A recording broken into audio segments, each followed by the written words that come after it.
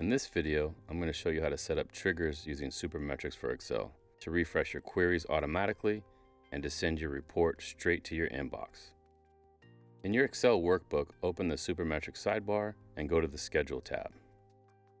To use triggers, make sure your file is saved to your personal or organization's drive.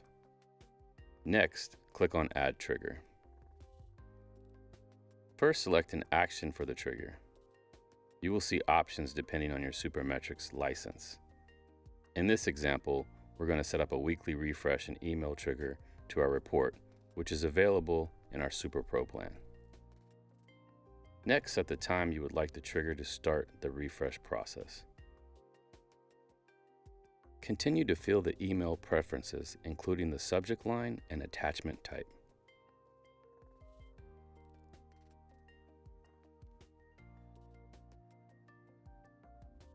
Under More Options, you can also make further selections, such as adding your clients or colleagues as CC.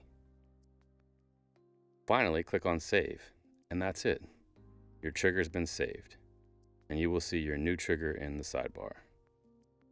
Your queries will be refreshed automatically, and you'll receive your weekly update straight to your inbox.